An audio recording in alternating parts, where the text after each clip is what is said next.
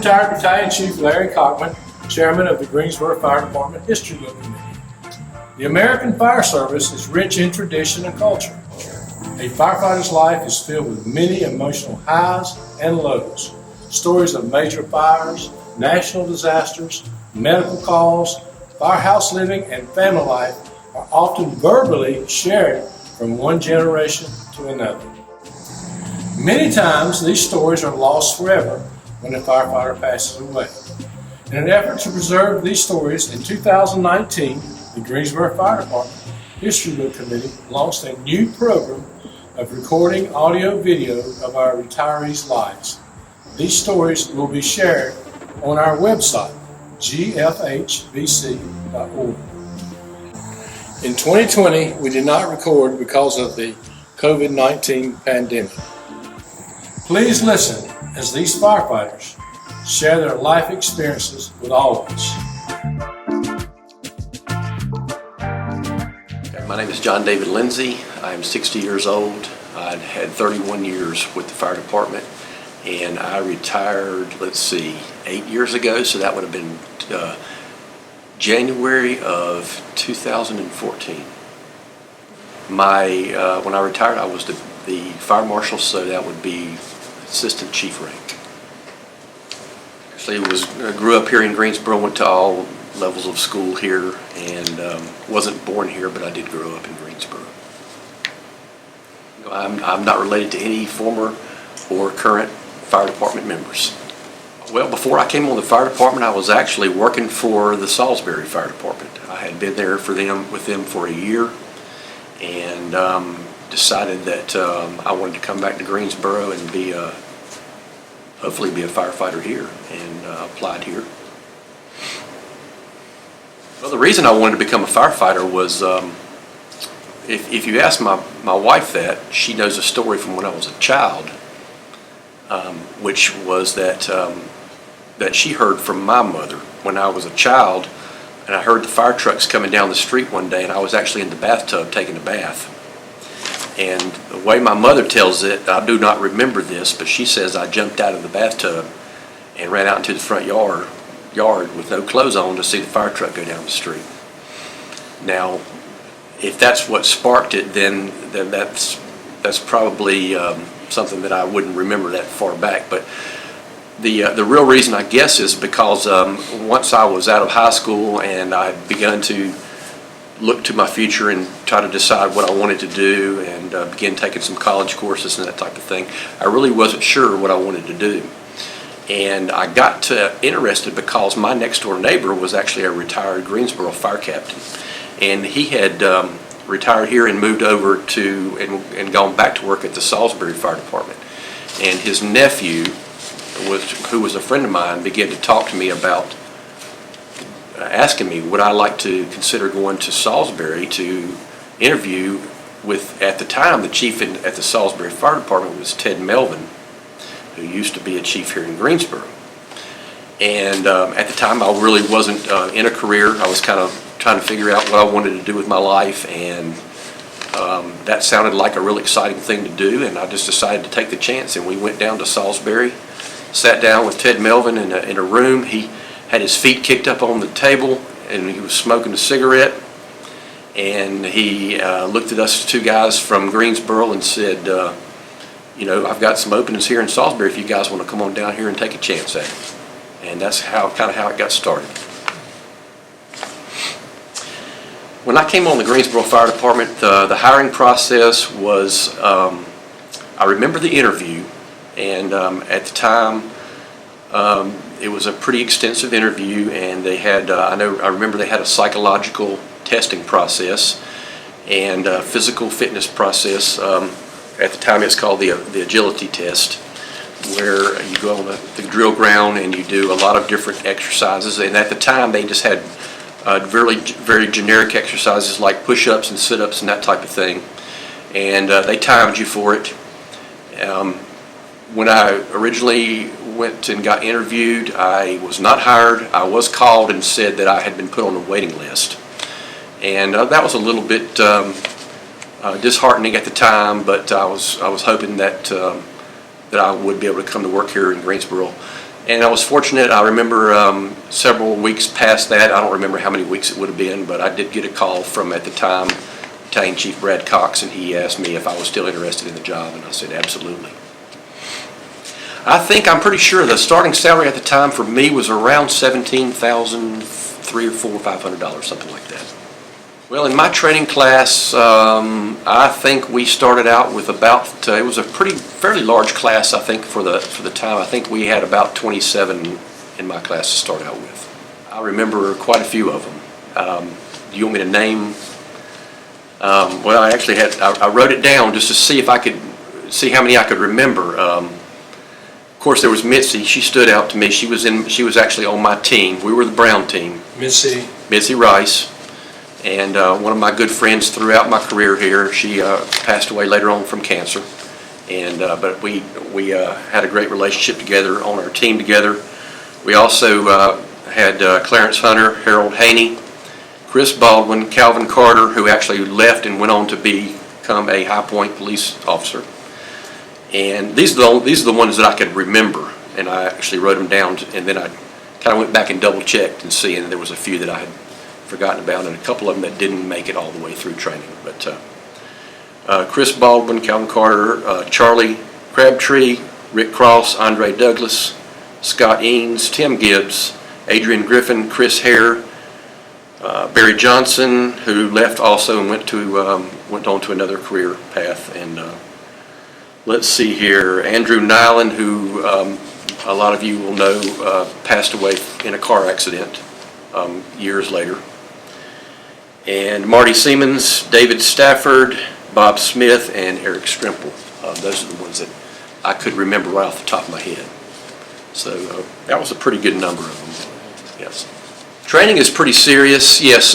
One of the stories that, there was a couple of things that I remembered that ended up being kind of funny. I remember this pretty specifically because it happened with Tim Gibbs, and Tim's always been a very good friend of mine and still is to this day.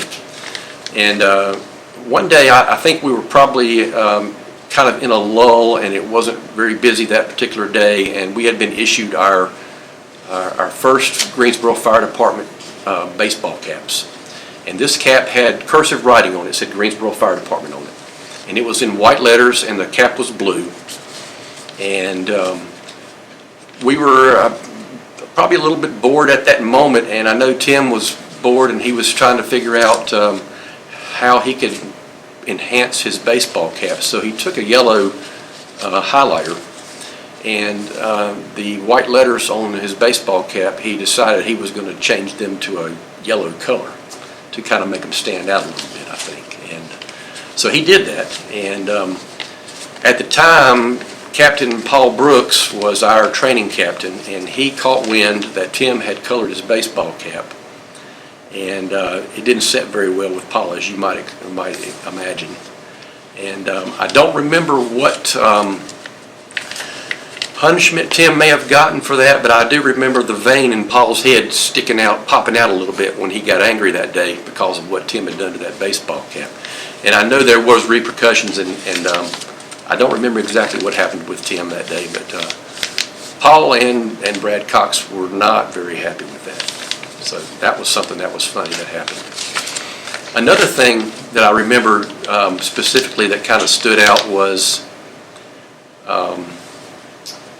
each one of us, at some point during training, we had to present ourselves to the class, and basically you would go up and you would show the class or explain to them some type of a talent that you had. Okay? And I know there was people that had some very, very interesting talents. Like one of our folks decided that he was going to show the class how to inseminate a cow, artificially inseminate a cow. Now, I'm not going to go into the details of what happened there, but that is a true story that did happen, and I thought that was a pretty unique talent. Well, I was kind of floundering with what talent to do when my time came up, and me and a couple of other guys we didn't really know of something that really stood out that we wanted to do as an individual. So we got together as a group, and along with Mitzi Rice, who was our leader, we put on basically tights, and we danced to the class in front of all of our group to a specific some kind of music. I'm not sure exactly what the tune was at the time, but it was kind of like a disco type dancing with, and we all had tights on. Some of us, I think, had on wigs and maybe even sunglasses, and we kind of just put on a little performance there that to this day I can tell you that I know where there are some pictures of that event. I'm not necessarily going to share them with anybody, but during training, there were times when I think we all realized not only that we were doing something that was special, but how special this department was compared to a lot of our fellow departments around us in our state and everything. And we probably didn't understand at the time how not only, I guess at the time, the training was so advanced and so just very Class A training, just the best of the best. And we didn't know at the time, again, being so green, we didn't really know that we were privileged to be where we were. And I think it was just each week, as each week progressed, you begin to come together more as a team and understand the value of teamwork and what it really meant from that perspective.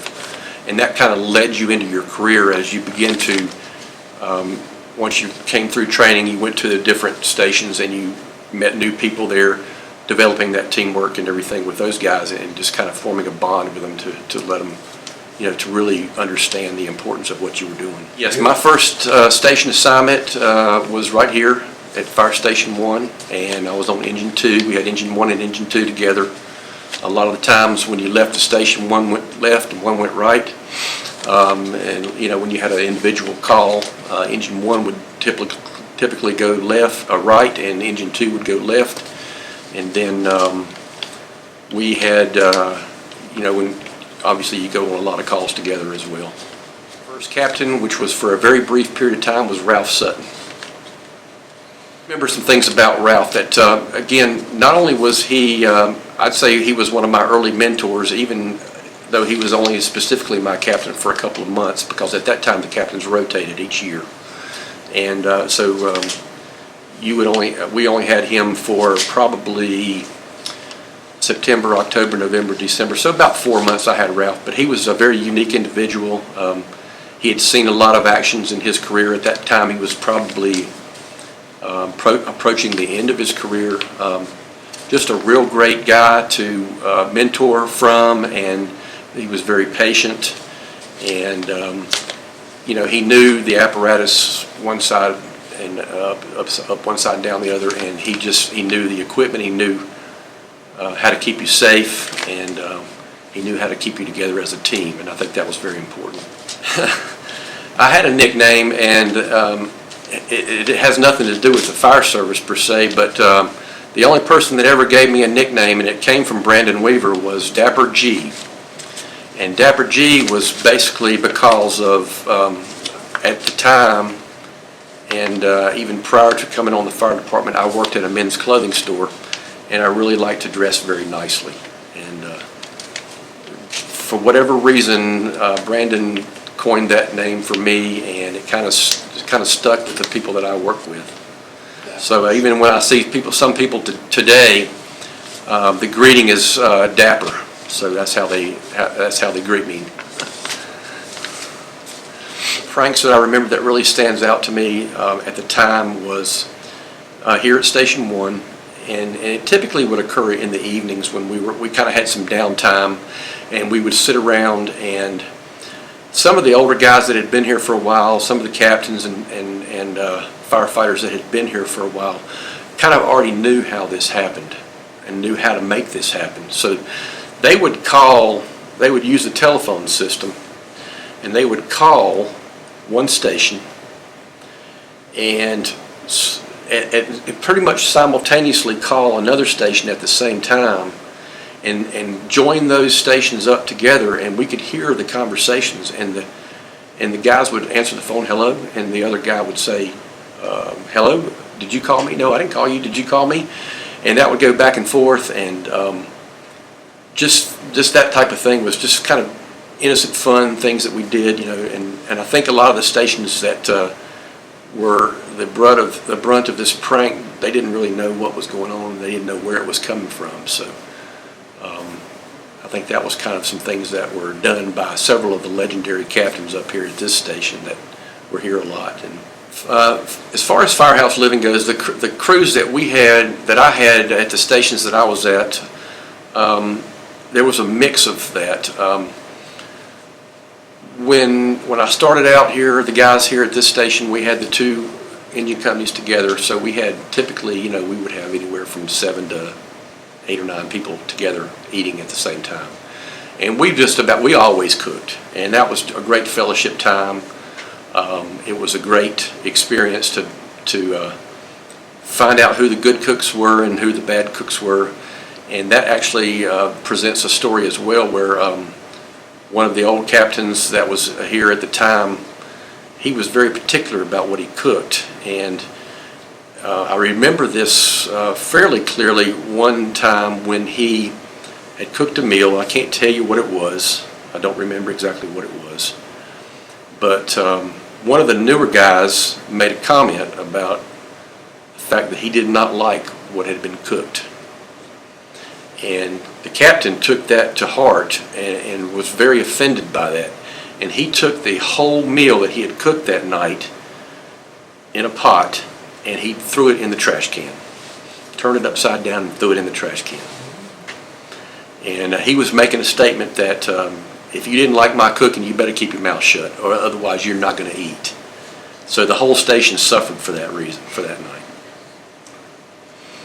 But yeah, we did cook together as a group. I did go to one other station at the time where Station 14 had a different dynamic where we only had 4 people there at one time, sometimes only 3.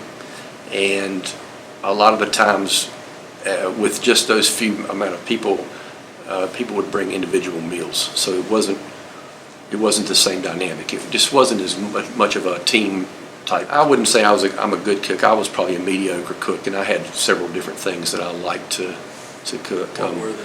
One of the things that I thought was a specialty of mine was spaghetti and meatballs and salad, and pretty simple meal, but at the same time I knew it tasted pretty good and everybody liked it, so I never really had any complaints about it. So Didn't get through the trash. Hamburgers and hot dogs, that's a pretty easy staple to do as well. So those two were two of my favorite things, I think, to cook. The era that I grew up in, I always felt like dorm living was just a much better, and it has its pluses and its minuses as well. I think altogether, living in the dorm setting like we did at Station 16 on Hazmat, again, it just fosters more of an atmosphere of togetherness and brotherhood and sharing stories back and forth together and being in that group together. And on the other hand, though, to me, I think individuals they're living now in individual cubicles, you don't have that opportunity to be able to fellowship. And it's just one other way that the fellowship has been reduced and taken away. And there's no choice for me, even though at the time, one of the downsides of that is living in a dorm environment where you've got people that snore a lot. Okay. Have you heard that before? I'm a very light sleeper, so I struggled with that some, and I would even at times wear earplugs, which was very beneficial at the time to be able to weather that storm. But other than that, really, I don't see any downside to it at all. I think it was just so much better to have that community environment together to be able to do that. What I hear today about the environment around the fire station on the weekends, at nights and things, it's not the same as it used to be. I think back when we started, there was much more of a family type atmosphere, and where families would come and get together even for a couple hours on a Sunday afternoon or a Saturday afternoon, and just bring the kids with them, put the kids on the fire truck and let them play around a little bit and that type of thing. But from what I hear today, it's not the same anymore. I think it appears to be more of a individualistic mindset where people just kind of go off in the corner and do their own things, if you will. And they just don't, not only do they don't fellowship at the fire station, but they don't fellowship as much, I think, away from the fire station as they used to. I think when a retired firefighter visits the station, it's a two-way street how that can be beneficial to both sides. I think, the longer I'm away from the fire department as an active member, you kind of begin to feel like maybe your contribution doesn't count as much as it used to, and your relationships are not there anymore. You don't know a lot of the people that are there anymore. And at the same time, I think it's very important for firefighters that are at the station to continue to welcome retirees when they come in, just to not only to make them feel at home, but also that there's a lot that I think they can learn from these guys. And whether it's just a funny story or whether it's a more serious type learning experience, I think it's very important. And that, again, that goes back and forth between both ways there. You can really benefit for reaching out to the retiree, or even having the retiree come in and reach out to the new guys, and just share stories with them, share fun things, and continue that relationship back and forth. I think to have a program like this where you can present a print, it also provides the retiree the ability to give something back, and also to be able to maybe in some ways kind of extend their legacy. And I think that's important. And I think if I understand correctly, it can be dedicated to a specific station, right? To show not only, and then it will show the new guys as well a historical viewpoint that maybe they wouldn't have understood or known before. So that these particular guys have been here and done it, and it's important for them to want to continue for people to understand what that legacy was. And I think the interview process is a great experience for people like myself, who I've been gone now for 8 years from the department, and to be able to not only jog my memory of things that I've had happen with me in the past, but just to be able to share my story in a way, and to be able to share the experiences that I had here, the friends that I had here, and still continue to have to this day. It's such a large part of your life. I mean, for me, 31 years here. When I retired, my wife shared with me about the first 6 months that I retired, I was kind of lost, because I didn't have that every day, 5 days a week, whatever experience. And again, I had a little bit different experience, because of the last 17 years of my career was an office type environment, which was 8 to 5. It wasn't the same 24-hour experience that I had at the fire stations early on. A different type of camaraderie, though, existed during that time. But I think it's good to be able to not only reminisce, but to also have a legacy that you're leaving for other people to be able to just read about, and to understand more about the culture that might have been 15, 20, 30, 40, 50 years ago, and to see how things have changed, and to maybe even look back and say, I could really learn from this, and maybe apply this now to where it might make a difference now. And I know a lot of things change. The cultures change, the people change, the levels of training, everything is all completely different, and it's very easy, I think, for a lot of that to get lost in the shuffle. And when you can apply somebody's name to an experience or and really kind of think about the history of what happened here. And whether it's somebody that you knew or somebody that you didn't know, you can still put names with faces. And matter of fact, just today I looked online and went over and found the whole the yearbook that came out. I think it's around 1988, maybe somewhere in that range. To go back and look at that book and to just look at the faces and see how people have changed and everything. It was just a fun thing to do for 15 minutes today, and I had that much time to do it, and I really enjoyed doing that. I was in the suppression for the first 13 years of my career. Well, fire suppression is the basic path for about 90% of the employees. You're on a fire truck, an engine company, or a ladder company. You're at the station 24 hours a day, and then you have the 2 days off, 24, 48.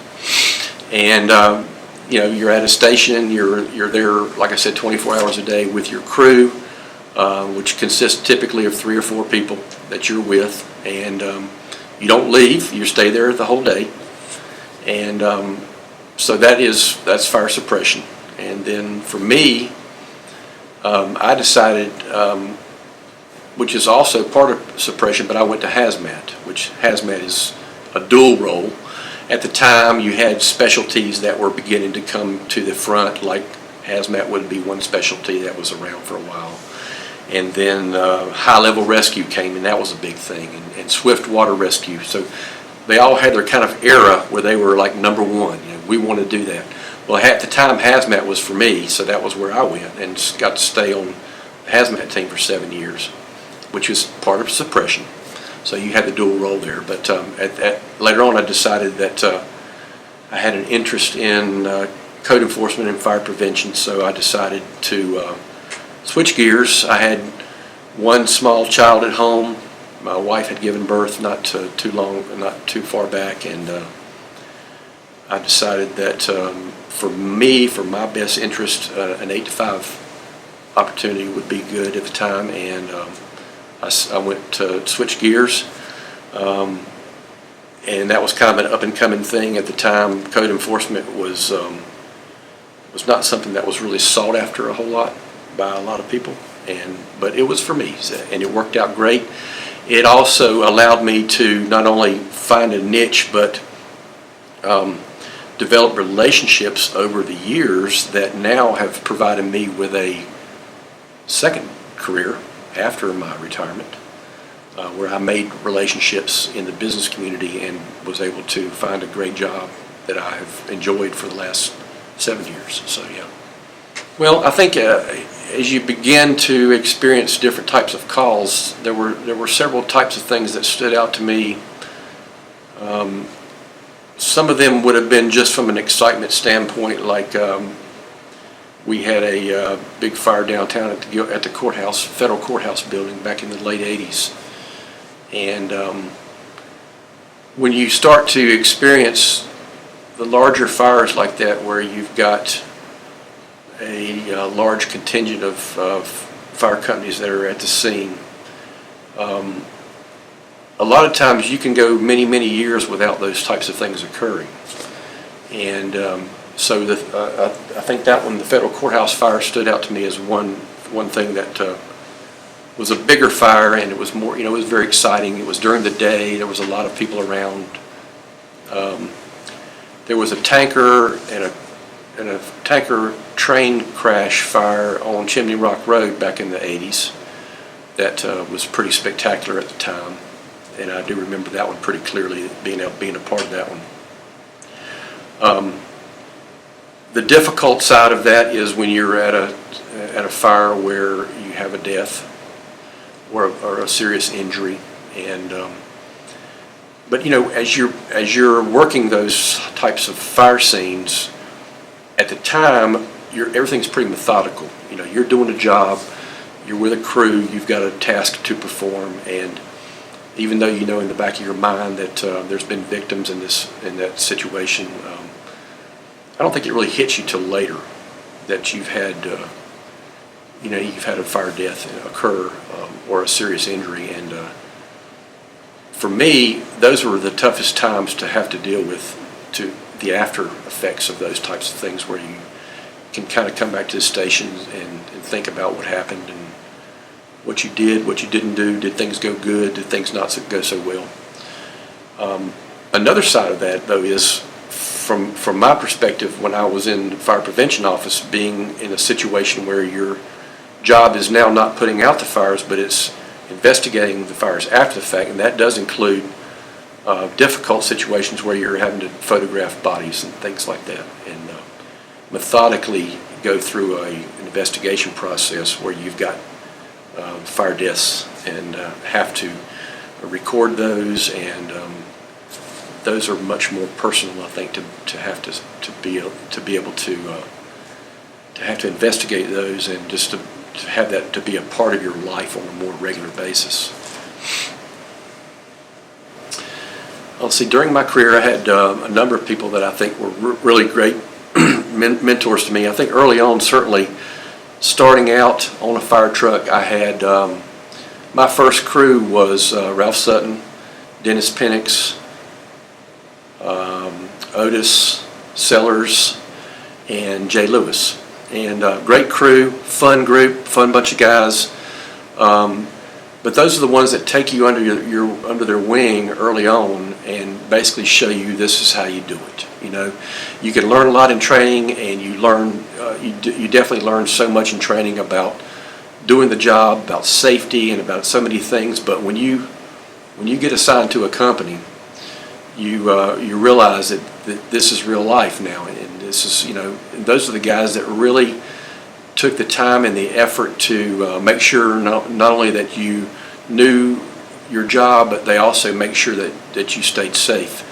And they were right there beside you throughout the fires and the rescue calls and the emergency calls and the medical calls and that type of thing. And they're working with you side by side, watching what you're doing to make sure that you're not only making the right calls, but just being successful as a company together.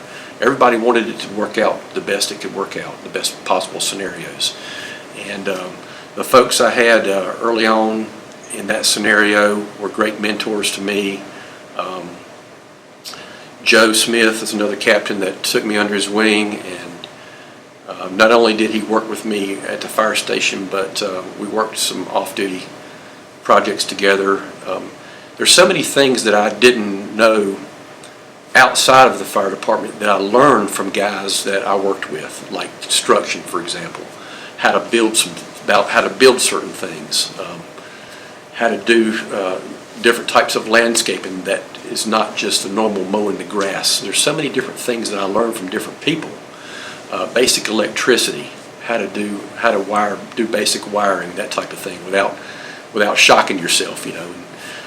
But people like Dennis Penix and Dale Combs that I worked with early on at the fire station as I was a rookie, those are the ones that really probably stand out in my mind and really showed me not only about life, but just showed me what to do just to keep myself safe and to do a good job, and to have a great work ethic that that I was just trying to develop. And a lot of times you don't really know how to do that, so you kind of really latch on to these people to help show you the way and show you what to do to keep yourself successful. And there's so many different things that they provide for you. There's different concepts of things that you don't realize, like public speaking, for example. How do you become a better public speaker? That type of thing. And there's people that you can watch and learn from that tell you how their mannerisms are, and show you how to become a better public speaker, or how to better, just anything. Rolling hose, all the things that you had to do as a task. Some of those things were done. Some people had tricks, hey, this is the way you should do it because this is a better way to do it. And you learn from those people. And guys like that, Danny Underwood, Danny Shoemate, on hazmat team, I had so many people there that were so helpful. Just, captains, and Jimmy Williams was one of my captains there, and they just have so so many ways that they can be mentors to you and help you do a better job. Yes, there were several heartbreaking moments for me along the way. I think, of course, in my career, two of the people that I went through training with have passed away over the years. Andrew Nyland, who was in a car accident, and then Mitzi, who passed away. She was a great friend of mine, and she died from cancer. And that was a journey with Mitzi that we went through all as a group. And because we worked together in the office, in the fire prevention office, and Mitzi was our educator at the time. She had such a great presence in our community and all over the state, and was just so well respected. And her programs were always changing and evolving, and she always strived to make things better. And cancer really hit her hard, but that was probably a couple of things that really stood out to me. Another one would have been the fact that I was on a training fire with Jackie Beard, and was about 15 or 20 feet away from him when he fell over with a heart attack and died. Being a part of things like that, where you know the people and you work with them, you're familiar with them. One day you're joking with them, and the next day they're gone. I think those are the things that really stand out to me. I think there's a lot of proud moments for me as an individual. I know I had the opportunity. A couple of things really I think stand out to me that I was a part of. One of them would be the year that I became Manager of the Year for the city and Employee of the Year for the fire department. And the other thing that kind of reflects to me is the fact that I became, for whatever reason, I became pretty good at writing up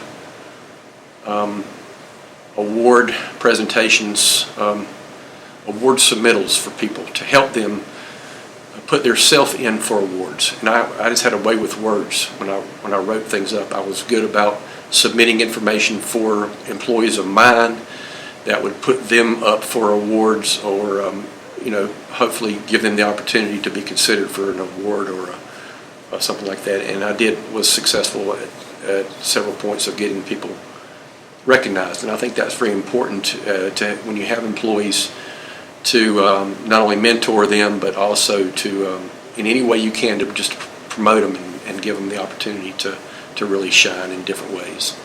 I never worked with female firefighters at the fire station, but I did have the opportunity again to work in the office environment with females.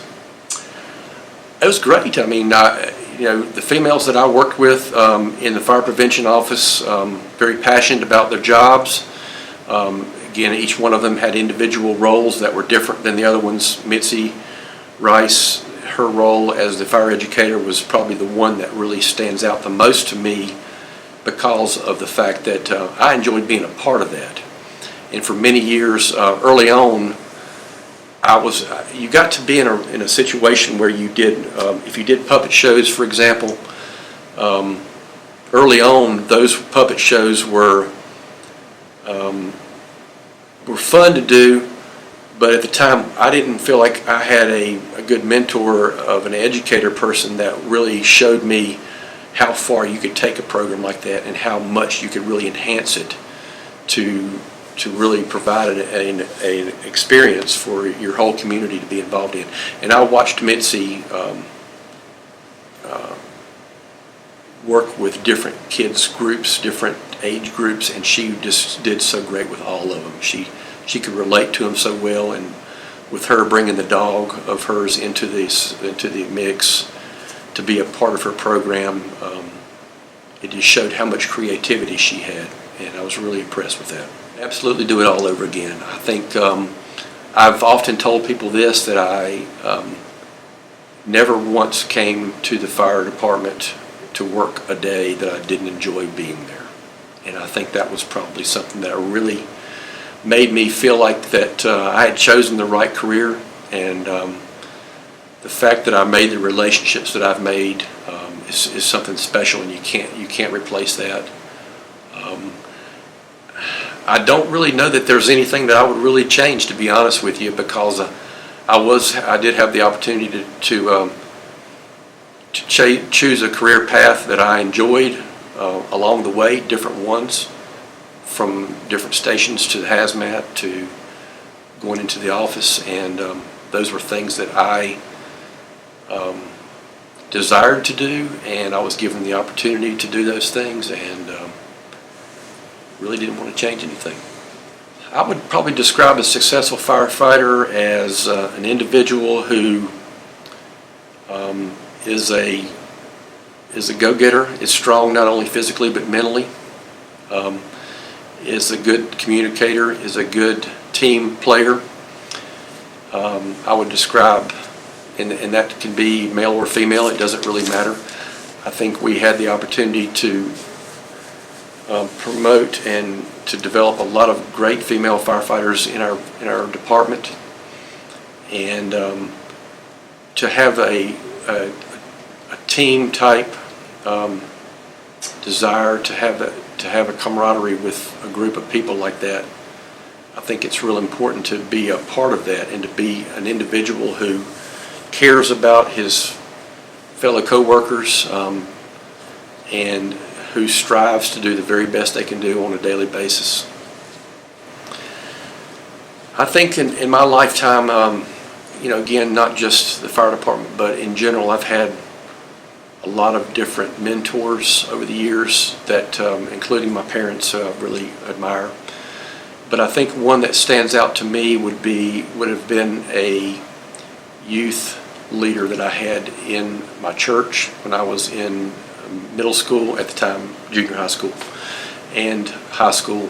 And this gentleman, his name was Alman Reams, and Alman was my youth leader when I was in junior high school, and Alman is the leader that showed me what being a Christian was all about and encouraged me, and eventually under his leadership he showed me the way to accept Christ as my Lord and Savior, and I think he's probably one of the biggest influences that I have kept in my mind and know that know the importance and understand the importance of that. My health has been pretty good. I'm very, very, very blessed. Even when I was back in the office, I've had some lower back problems, but they have been overcome. I've been able to overcome them in most cases. Don't play sports anymore like I used to, but all in all, I feel very, very strong and very healthy, and just very blessed to be in the health I'm in. I wish I could keep eating all the foods I used to eat all the time, but can't do that anymore. I think I would like the fire department to remember that I gave 100%, that I was fair, that I was deliberate, that I cared about people, I cared about feelings, I cared about the task, that I strived to do the very best I could do every day that I came into work. Well, let's see. What advice would I give to rookies? I would say that if I did not consider this job a career path, then I would probably say go somewhere else and look for a different job. I would like for them I would like for my family to remember me as a good father, a good husband, that I love the Lord, that I tried every day to do the very best I could, that I did make mistakes, that I tried to learn from my mistakes and to not continue to commit them. That I was always a part of my children's lives, and I always enjoyed being around them and being a part of what they did, and was a positive influence on how they conduct themselves as adults. And hopefully that they will take experiences they had with me, positive and negative, and be able to better themselves as they become adults and parents and grandparents. I've enjoyed my career. I've enjoyed my life. I would say I wouldn't do it differently in the future. If I had the opportunity to do it again, I would definitely do it again. It's been a great ride, and now I've become a grandfather for the first time. It's a different era of my life, but I still want to give 100% and just to be thankful and to love people, you know. I miss the people. I miss the camaraderie. I miss the conversations, the relationships, the one-on-ones. That's the main thing. In closing, the Greensboro Firefighters History Book Committee hopes you have gained a greater insight into the dangers, the challenges, and emotional events that have influenced and shaped the American firefighter.